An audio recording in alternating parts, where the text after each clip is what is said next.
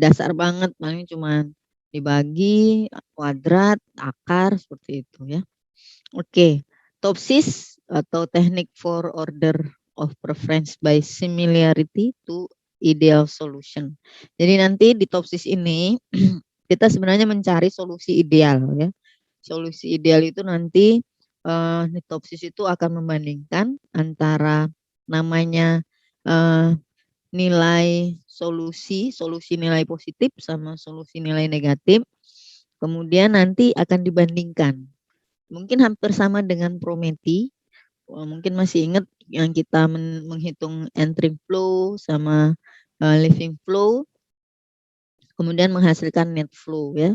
Nah, cuman TOPSIS ini lebih sederhana, hampir sama juga dengan SAW. Nah, karena nanti dia menggunakan bobot, kemudian nanti juga ada normalisasi. Jadi TOPSIS ini bisa dikatakan kayak perpaduan antara SAW sama Prometi. Ya, jadi untungnya di TOPSIS ini tidak menggunakan fungsi preference, walaupun di situ secara singkatannya menggunakan preference ya, tetapi dia tidak menggunakan fungsi preference. Jadi preference itu sebenarnya nilai perbandingan antara solusi ideal positif sama solusi ideal negatifnya. Oke, langsung saja. Jadi TOPSIS menjadi salah satu metode untuk pengambilan keputusan yang multi kriteria atau biasa juga disingkat CMDM ya, yang diperkenalkan pertama kali oleh Yun dan Wang tahun 81. Nah, di TOPSIS ini alternatif terbaik itu dipilih dengan membandingkan antara jarak terpendek dari solusi ideal positif dengan jarak terpanjang dari solusi ideal negatif. Jadi kenapa yang solusi ideal positifnya harus terpendek? Karena paling tidak dia mendekati nilai ideal positifnya. Sementara untuk yang negatif dia semakin jauh seperti itu, sehingga dianggap bahwa jika ada alternatif yang seperti itu, maka dikatakan bahwa alternatif itu memiliki kedekatan yang relatif seperti itu ya dengan solusi optimal, dan nanti biasanya alternatif itu yang terpilih sebagai alternatif terbaik. Nah, solusi ideal positif itu didefinisikan sebagai jumlah dari seluruh nilai terbaik yang dapat dicapai untuk setiap atribut. Mohon diingat atribut di sini maksudnya kriteria. Ya, jadi istilahnya kriteria, atribut, faktor itu banyak banget istilahnya. Kemudian kalau solusi ideal negatif itu adalah seluruh nilai terburuk yang dicapai untuk setiap atribut. Nah, di TOPSIS dia akan mengambil kedekatan relatif, artinya nanti dia akan mempertimbangkan jarak terhadap solusi ideal positif maupun jarak terhadap solusi ideal negatifnya. Ya, seperti itu cara kerjanya. Nah, tahapannya cukup sederhana.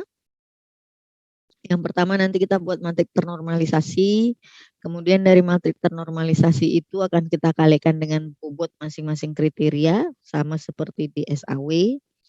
Kemudian kita akan menghitung atau menentukan nilai ideal positifnya, ya, dan nilai ideal negatifnya untuk masing-masing kriteria. Kemudian sesudah itu didapat, kita menghitung jarak antara nilai setiap alternatif dengan nilai ideal positif dan negatif tadi. Setelah itu tinggal kita hitung nilai preferensinya dengan cara nanti membandingkan antara nilai negatif dengan nilai positifnya, dan setelah itu kita mendapatkan nilai masing-masing atribut yang nanti kita sorting, dan nilai yang terbesar adalah solusi atau alternatif yang terbaik. Prinsipnya seperti itu. Jadi cukup sederhana. Kita mulai ya. Nah, jadi untuk ternormalisasinya sebuah matrik, kita menggunakan rumus. Ini hampir sama juga dengan rumus yang di SAW ya. Cuman kalau di SAW kan pada saat normalisasi dia membedakan antara kriteria positif sama kriteria negatif. Kriteria minimum sama kriteria maksimum menggunakan rumus normalisasi yang berbeda. Tetapi kalau di TOPSIS pada saat normalisasi rumusnya masih sama. Ya, jadi menggunakan rumus X ke IJ dibagi dengan akar dari sigma XIJ kuadrat. Jadi kalau dilihat yang di bawah itu Itu ada dikuadratkan dulu, terus ditotal, baru diakarkan. Ya, seperti itu. Kemudian untuk selanjutnya tentang matrik ternormalisasi terbobot, itu kita tinggal mengalihkan hasil dari normalisasi tadi dengan bobot kriteria yang ada. Jadi kalau di SAW ini langkah ini udah langkah akhir ya, tinggal menghitung berapa nilai dari angka yang sudah ternormalisasi dikalikan bobot. Nah, tetapi di TOPSIS prosesnya nggak cuma sampai di sini. Setelah kita dapat matrik ternormalisasi dikalikan bobotnya, kita akan menghitung nilai solusi ideal positif dan solusi ideal negatif. Nah, di sini yang diperlukan adalah jenis kriterianya. Ini menjadi perhatian khusus. Karena kalau perhatikan untuk yang nilai ideal positif itu kalau atributnya atau kriterianya kriteria yang maksimal, maka kita mengambil nilai maksimal. Oke.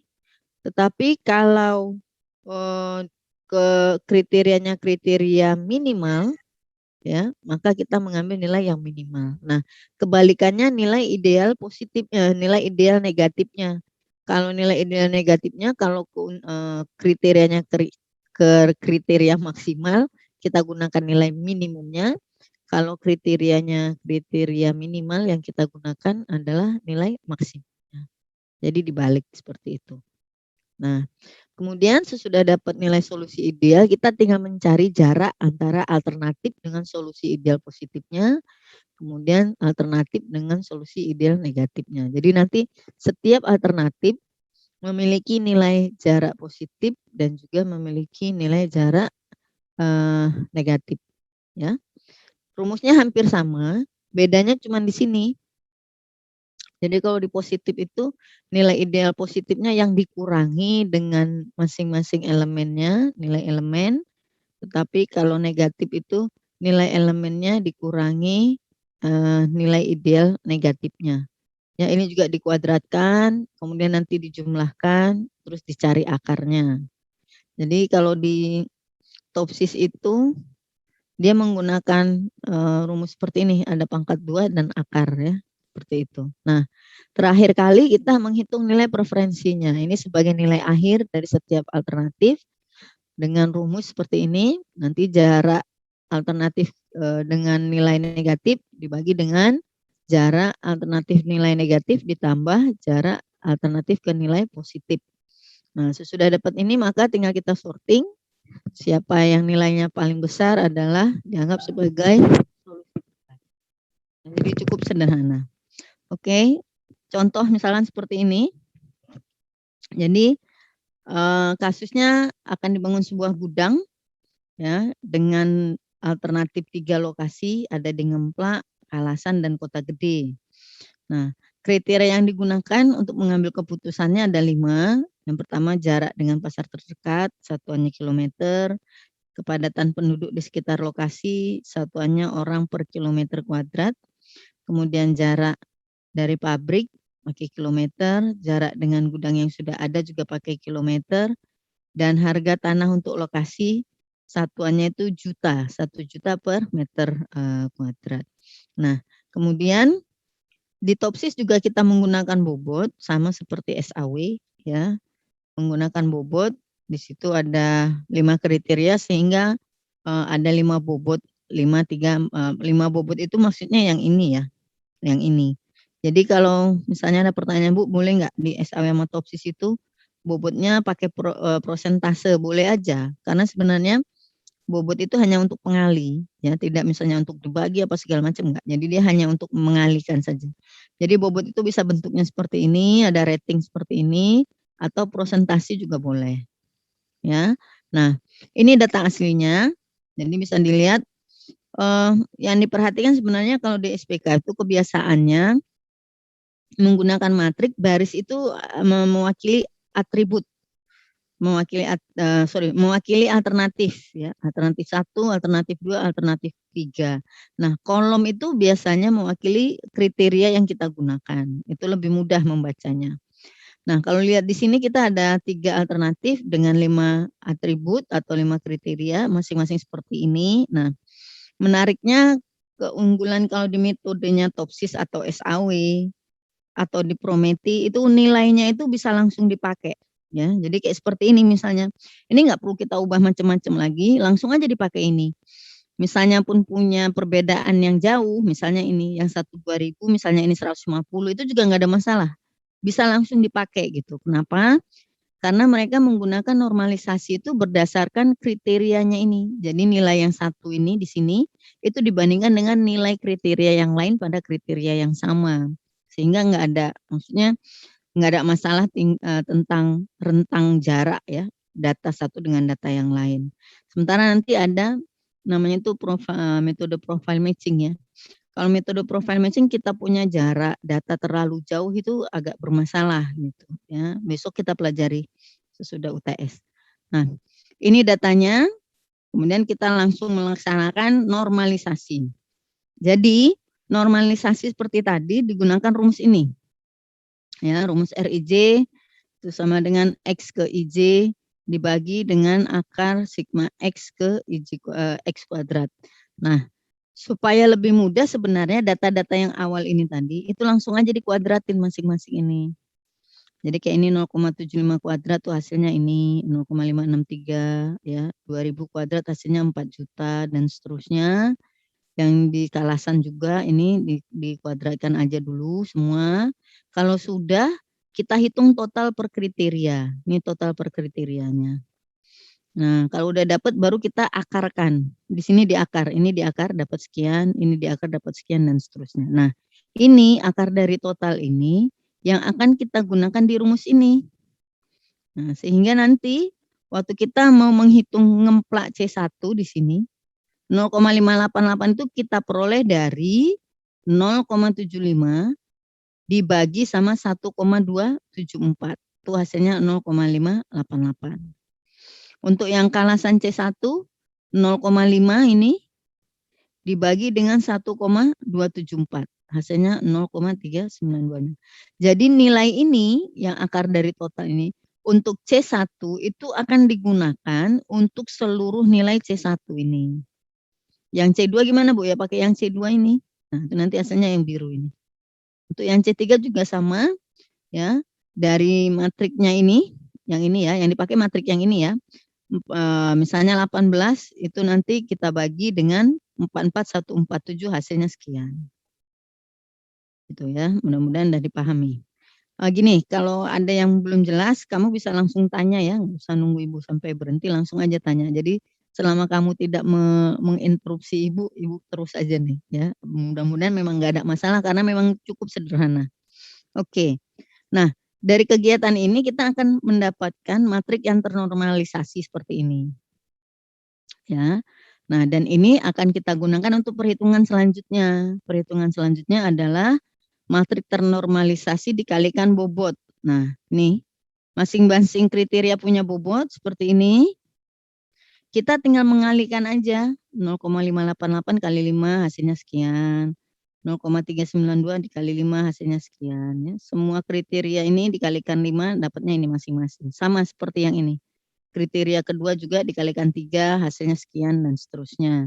Nah, di di hasil di akhir dari perkalian bobot dengan normalisasi kita dapat matrik baru seperti ini. Nah, matrik ini yang kita gunakan untuk di perhitungan selanjutnya. Perhitungan selanjutnya adalah mencari nilai solusi ideal positif dan nilai solusi ideal negatif. Nah, lihat.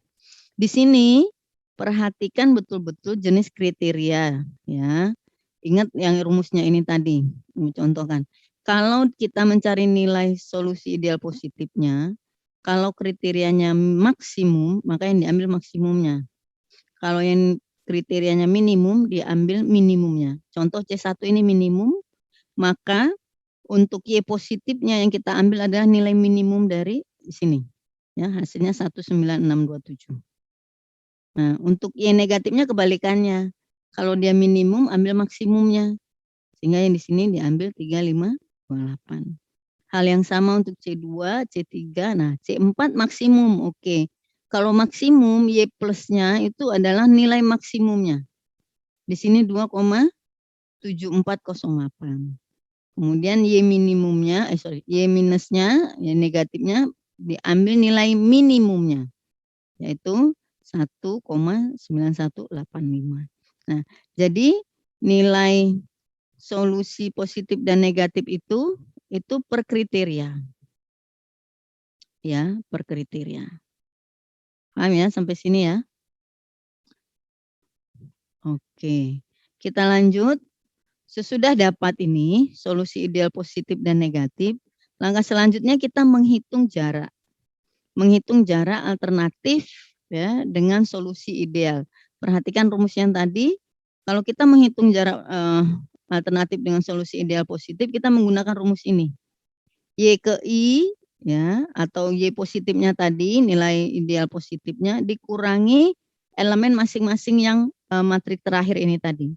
Ini adalah matrik hasil dari normalisasi kali bobot. Oke, di sini Y positif, Y negatifnya. Dengan rumus seperti ini, berarti sebenarnya ada langkahnya ya. Langkahnya gimana Bu? Ya ini Y dikurang Y1, Y positif dikurang Y dulu aja dikuadratin. Ini contohnya, ini adalah Y positif dikurang Y ke I kuadrat. Terus Ibu jumlahkan, baru diakar, biar lebih simpel. Jadi ini 0,9630 itu diperoleh dari ini ya. Y positifnya 1,9627 dikurangin 2,9440 kuadrat hasilnya ini. Untuk yang C2 diperoleh dari 1,3919 dikurang 1,8558 dikuadratkan hasilnya tuh ini. Untuk yang C3 1,6309 dikurang 16309 0 ya dikuadratkan hasilnya ini. Nah, jadi begitu seterusnya ya satu-satu itu dapat untuk solusi jarak dari alternatif ke solusi positif. Nah, sesudah dapat seperti ini ya, seperti ini kita dapat, kemudian kita totalkan hasil dari setiap alternatif ini dijumlahkan dapatnya sekian, baru dibuat akar. Jadi nilai jarak alternatif dengan solusi positifnya itu adalah ini. Untuk alternatif 1 ngemplak 1,0897, untuk kalasan 0,5, untuk kota gede 2,49. Seperti itu. Ya, nah di hal yang sama kita gunakan untuk menghitung jarak alternatif dengan solusi negatif. Ya, rumusnya matriknya sama yang digunakan, tapi rumusnya berbeda ini. Berbedanya kalau di sini matriknya ini dulu, jadi elemen matriknya dulu baru dikurangin dengan nilai yang negatif. Tapi Ibu pernah nyoba sebenarnya dibuat sama juga nggak masalah ya, nggak masalah tuh maksudnya karena ini dikuadratkan, jadi tuh nggak mungkin efeknya nggak begitu ya, nggak kebetulan untuk data yang ini tuh nggak ada masalah ya, sama gitu. Tetapi ada baiknya memang ikutin rumus yang ada. Ya, ikutin rumus yang ada. Jadi kalau di sini itu kebalikan dari yang positif. Kalau di sini elemennya dulu, jadi ini berarti 2,9440 baru dikurangin 3,5328. Dikuadratkan hasilnya ini. Ya, yang C2 juga sama. C2 itu diperoleh dari 1,8558 dikurangin 1,9022 dikuadratkan hasilnya ini. Udah dapat masing-masing ini elemennya ya A1 C1, A2 A1 C2 dan seterusnya di total. Udah di total, di akar, dapatlah ini. Nah, berlaku untuk semua alternatifnya semua. Sehingga nanti dari hasil kita menghitung jarak alternatif ini, berarti setiap alternatif itu ada nilai D min-nya, ada nilai D plus-nya seperti ini. D plus, D min. Ya. Nah, nanti nilai preferensinya dihitung menggunakan rumus ini. D min-nya dikurangin, D min-nya ditambah D plus-nya. Dapatlah seperti ini. Nah, kalau udah seperti ini udah hasil akhir, sehingga kita bisa katakan bahwa Kalasan itu menjadi alternatif terbaik. Kenapa? Karena Kalasan memiliki nilai yang lebih atau paling besar. Seperti itu perhitungannya. Sampai di sini ada yang mau ditanya?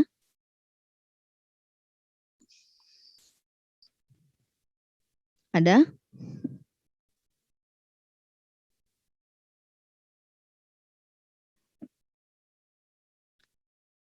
Halo, bisa dengar ya? Oke.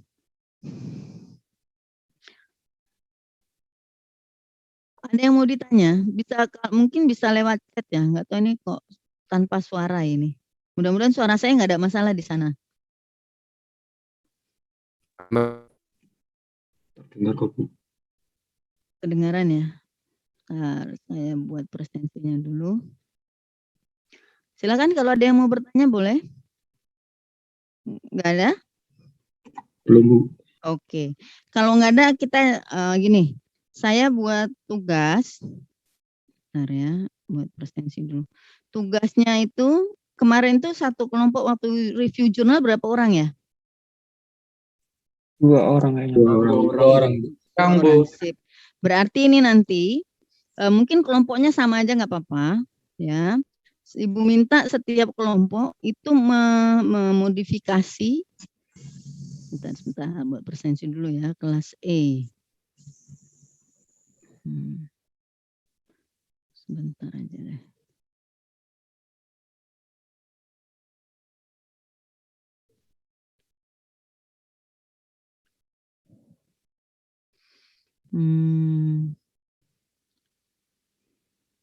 Oke.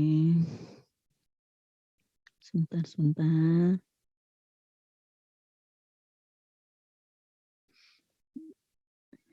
Ini yang di-share kelihatan nggak sih? Bentar. Ini yang di-share. Oke.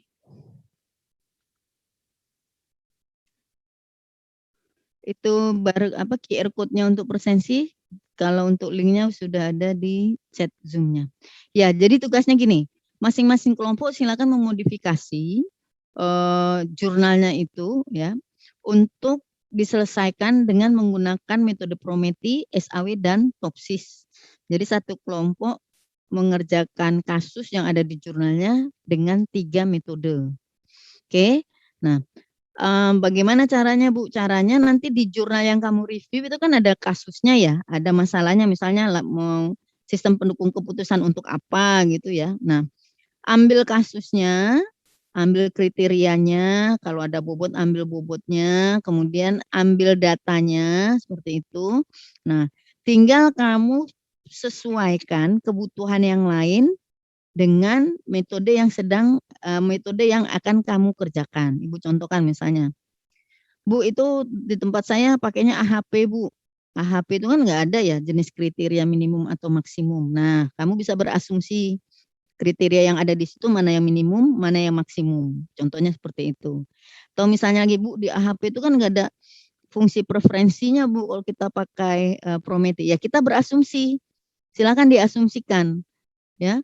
Misalnya untuk kriteria A misalnya atau kriteria 1, wah ini apa ya cocoknya fungsi preferensinya apa silakan. Itu digunakan di Prometi. Berapa nilai thresholdnya juga silakan seperti itu. Bisa dipahami? Bisa, Bu. Oke, ada yang mau ditanya? Jadi kalau yang kebetulan jurnalnya itu SAW atau Topsis atau Prometi, saran Ibu gunakan jurnal yang lain ya. Gunakan jurnal yang lain. Jadi kalau misalnya ditanya, Bu ini benar nih satu kelompok 2, iya, satu kelompok 2 orang mengerjakan 3 metode, iya. Kenapa? Karena SAW itu menurut Ibu simple ya. SAW dengan Topsis itu bisa dikerjakan satu orang lagi mengerjakan Prometi. Nanti yang dikumpul selain file presentasi juga file Excel. Jadi untuk setiap metode itu Ibu harap bisa dikerjakan dengan Excel. Seperti itu. Ya, jadi nanti template presentasinya Ibu siapkan, Ibu kirim juga nanti tempat untuk pengumpulan file Excel-nya. Ya, Excel-nya dibuat satu file aja, nanti beda sheet gitu. Jadi yang satu saya Prometi, yang satu SAW, yang satu Topsis, kayak gitu aja. Itu? Oh Ada ya yang Bu, mau mau ditanya? Ya, bertanya. boleh. Kalau untuk deadline-nya berapa lama Bu? Deadline-nya minggu depan. Oke, saat pertemuan ini ya Bu, maksimal ya? Iya, ya nanti Ibu setting ya, karena kalau biasanya kalau di kalau di e-learning itu kadang cuma tanggalnya doang, ternyata itu jam 12 malamnya ya. Nah, ya itu Bu, yang sering terjadi kayak gitu Bu. Iya, Soalnya dan memang kemarin-kemarin saya ngalamin.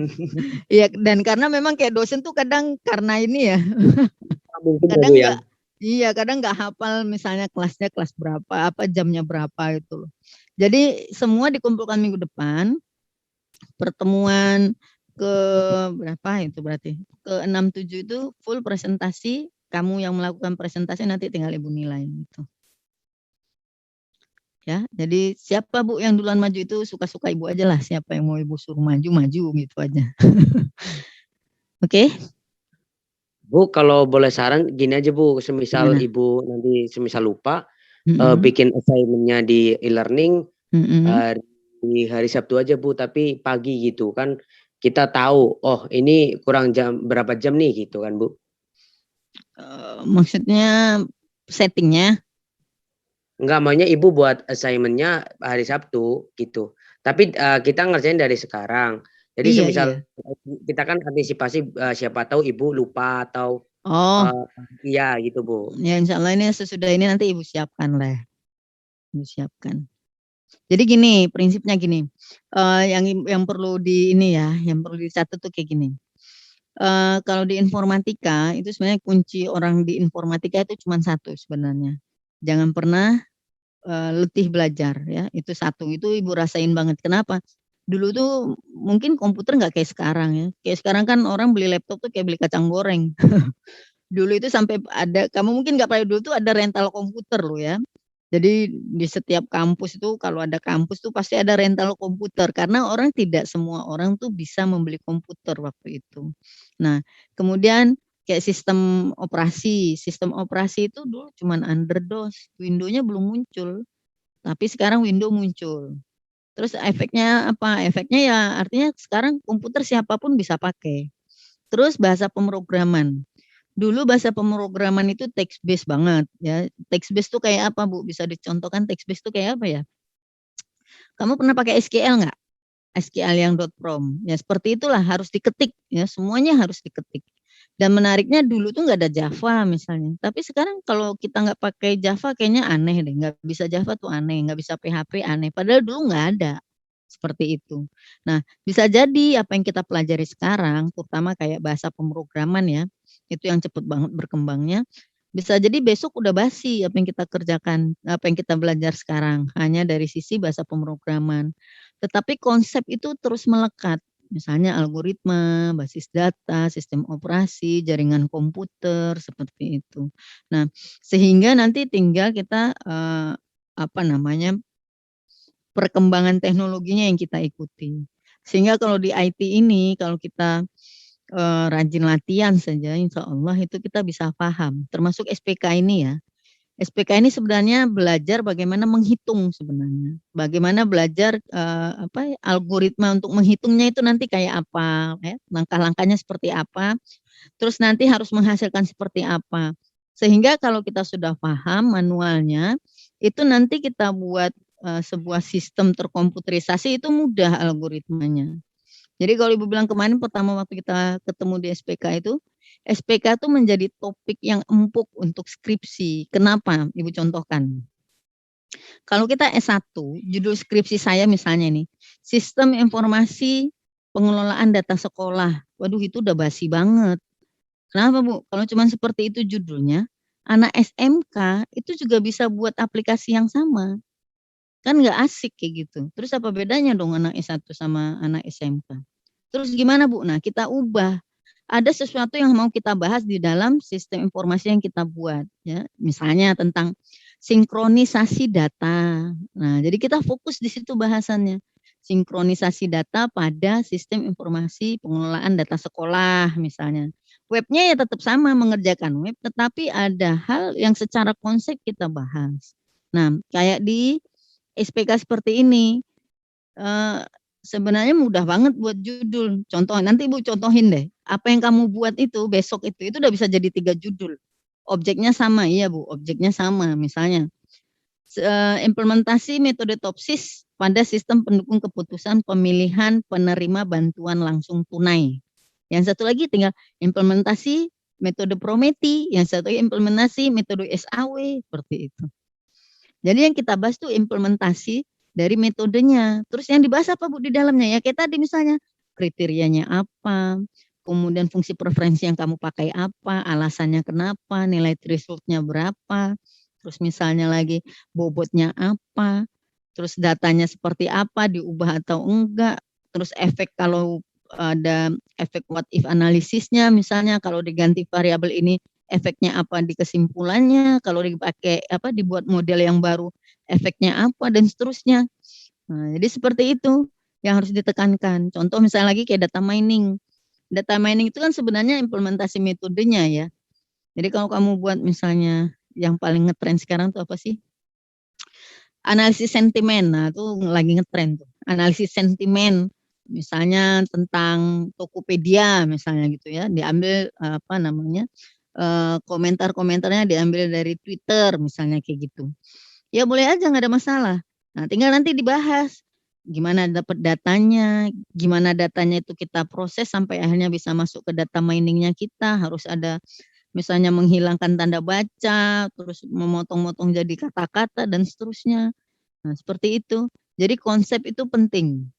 Ya, apapun mata kuliahnya itu konsep menjadi penting. Sehingga nanti kalau kita buat tugas akhir, itu tidak hanya buat misalnya sistem informasi apa berbasis web. Terus ditanya yang dibahas apanya, Mas, Mbak? Buat webnya Bu, aduh nggak usah dibahas. Buat webnya itu kan otomatis kamu harus bisa. Kecuali kamu sedang menggunakan bahasa pemrograman dengan teknik terbaru misalnya gitu. Dengan teknologi terbaru, bahasa pemrograman baru. Dulu ya, dulu misalnya Ibu contohkan, dulu tuh orang pakai NoSQL tuh masih aneh banget dulu loh, pertama kali dia muncul. Tapi kok sekarang kan udah biasa. Dulu pakai JavaScript itu udah wow banget. Sekarang udah biasa. Dulu apalagi sih, misalnya anak-anak pada pakai apa ya, apa sih namanya kayak basis datanya gitu ya, pakai JSON, pakai apa. Dulu tuh wow banget karena dia baru gitu. Tetapi kalau sekarang kamu pakai itu menjadi judul, itu udah nggak ini lagi, udah nggak aneh lagi seperti itu. Jadi belajar terus. Nah, caranya gimana Bu? Ya latihan itu. Ada konsep latihan belajar. Nah, sehingga nanti kalau misalnya ada kesulitan di dalam apa pelaksanaan tugas itu besok, karena ini memang baru apa ya, baru pertama kenal TOPSIS, baru kenal Prometi pertama SAW, nah kita fungsikan grup WA-nya. Kenapa cuma 2 aja Bu orangnya? Karena biasanya kalau semakin sedikit jumlah kelompok itu semakin efisien ya. Artinya diskusinya bisa jalan bagus dan seterusnya. Ya, dan misalnya untuk bagi tugas juga kayaknya bisa lebih adil ya, lebih adil gitu. Oke. Jadi ini nanti semua dikumpulkan minggu depan, tinggal nanti presentasinya Ibu yang menentukan siapa yang presentasi. Jadi nanti silakan pembagian tugasnya Ibu pasrahkan ke kelompok masing-masing. Jika jurnalnya sudah SAW atau sudah TOPSIS atau sudah Prometi, Ibu sarankan ganti jurnal ya supaya pekerjaannya tetap gitu. Ya, seperti itu. Ada yang mau ditanyakan? Belum Bu. Belum ada Bu. Ya, kalau tidak ada pertanyaan, Ibu rasa untuk hari ini bisa kita cukupkan karena materinya sudah tersampaikan, juga tadi tugas sudah Ibu jelaskan ya, mudah-mudahan memang nggak ada masalah ya.